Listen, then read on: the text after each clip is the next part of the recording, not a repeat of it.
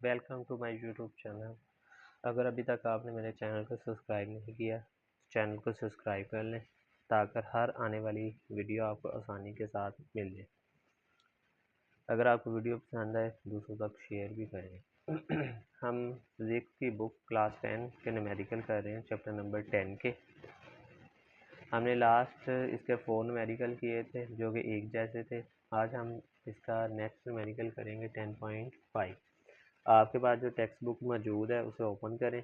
इसके 5 के स्टेटमेंट है, if 100 wave passing through a point of a medium in 20 second, यानी कि 100 वेव की तादाद बता देगी कि अगर 100 वेव पास हो रही हैं किसी एक पॉइंट में से 20 सेकेंड से व्हाट इज़ दी फ्रीक्वेंसी, इसकी फ्रीक्वेंसी कितनी होगी, and time period of a wave, और टाइम पीरियड कितना होगा if the wavelength is 6 centimetre, अगर वेवलेंथ कितनी होगी 6 सेंटीमीटर होगी। कैलकुलेट दी वेव स्पीड, इसकी स्पीड भी हमने क्या करनी है, कैलकुलेट करनी है। यानी कि हमारे पास एक पॉइंट डिसाइड कर लिया गया, इस पॉइंट में से 100 वेव पास कर रही है। इस 100 वेव को गुजरने में टोटल वक्त लग रहा है 20 सेकेंड का। हमने वेव की स्पीड फाइंड करनी है, वेव की फ्रीक्वेंसी फाइंड करनी है और टाइम पीरियड फाइंड करना है। जो चीज़ें हमें गिवन है वो हम सबसे पहले लिख लेते हैं। हमारे पास न्यूमेरिकल है 10.5। गिवन डेटा है, हमें तादाद को हम n से ज़ाहिर करते हैं। किसी भी चीज़ की अगर हमने तादाद लिखनी हो उसे n से ज़ाहिर किया जाता है, n = 100। जबकि टाइम पीरियड हमें टाइम दे दिया गया है 20 सेकेंड। वेवलेंथ हमें दी है लैम्डा, लैम्डा = 6 सेंटीमीटर। अब क्योंकि सेंटीमीटर को हमने मीटर में तब्दील करना है तो इसे हम डिवाइड करेंगे 100 पर। लैम्डा = 6/100, 6 को 100 पर डिवाइड करेंगे 0.06 मीटर आएगा। फाइंड हमने करनी है frequency, time period and speed. Frequency का फार्मूला है F = n/t, t = 1/f, जबकि स्पीड फाइंड करने का फार्मूला है B = f लैम्डा। बच्चों का सवाल होता है कि हम सबसे पहले टाइम पीरियड या स्पीड फाइंड कर सकते हैं। अगर हमारे पास फ्रीक्वेंसी गिवन हो तो हम टाइम पीरियड फाइंड कर सकते हैं।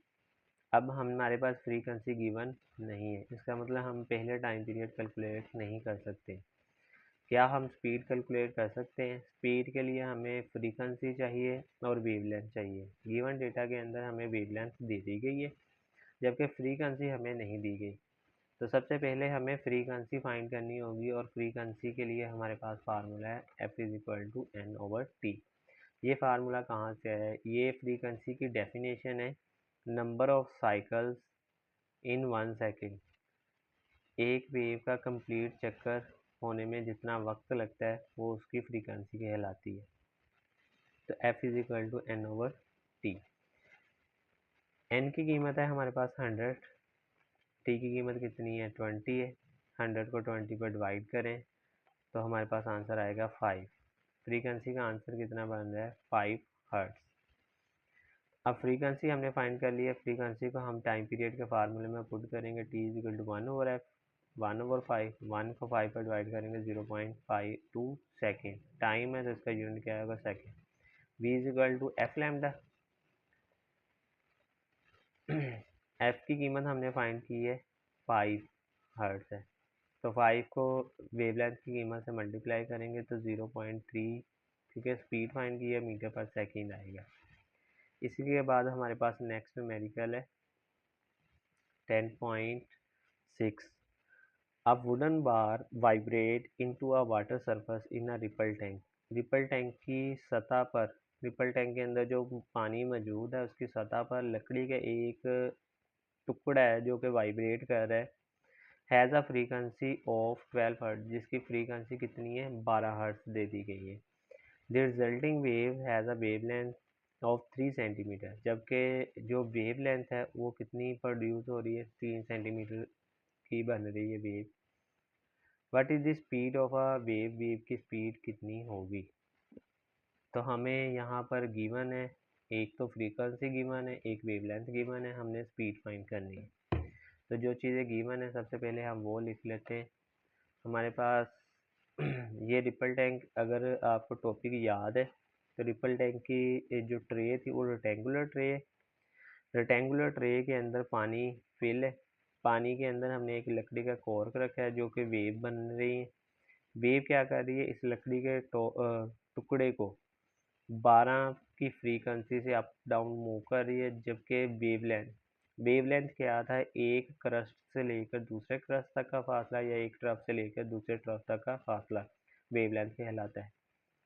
तो वेवलेंथ हमें दे दी गई है 3 सेंटीमीटर, जबकि फ्रीक्वेंसी कितनी है 12।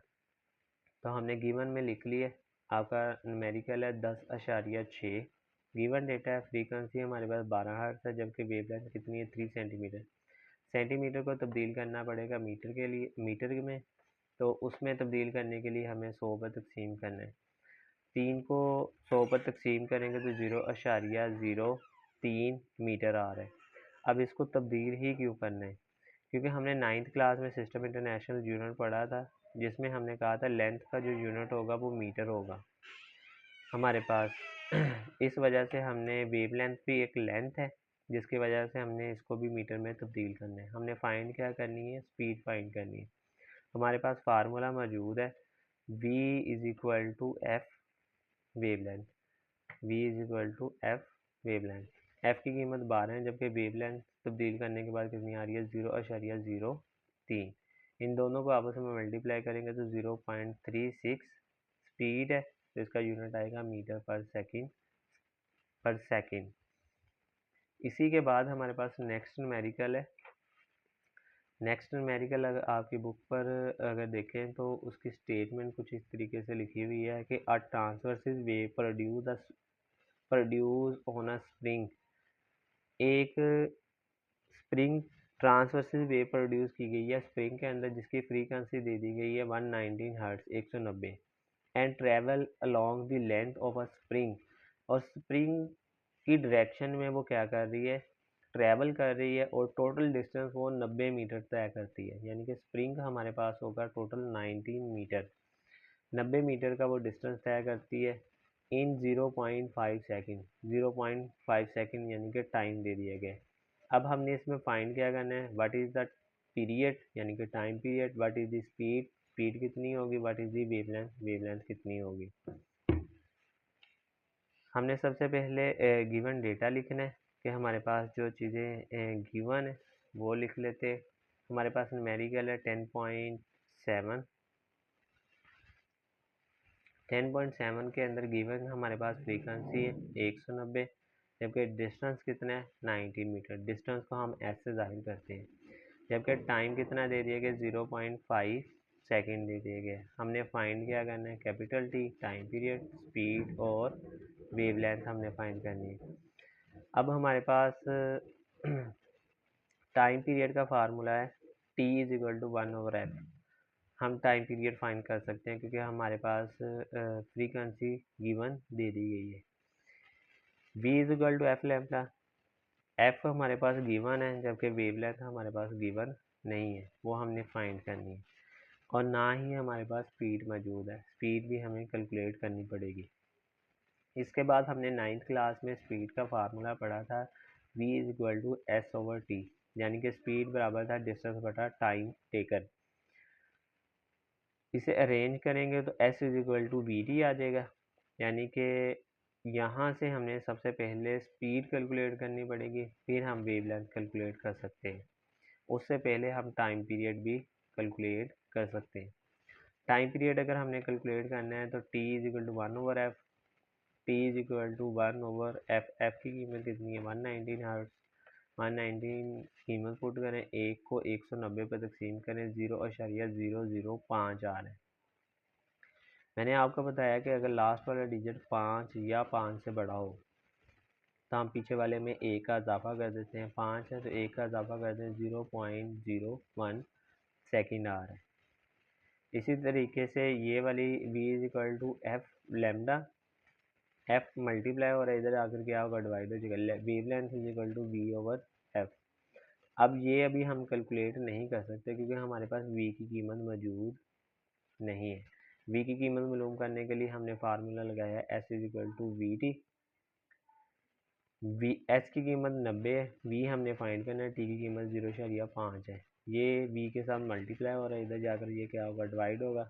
90 को 0.5 पर तकसीम कर दें तो हमारे पास आंसर आता है 180। स्पीड फाइंड की है तो 180 मीटर पर सेकेंड।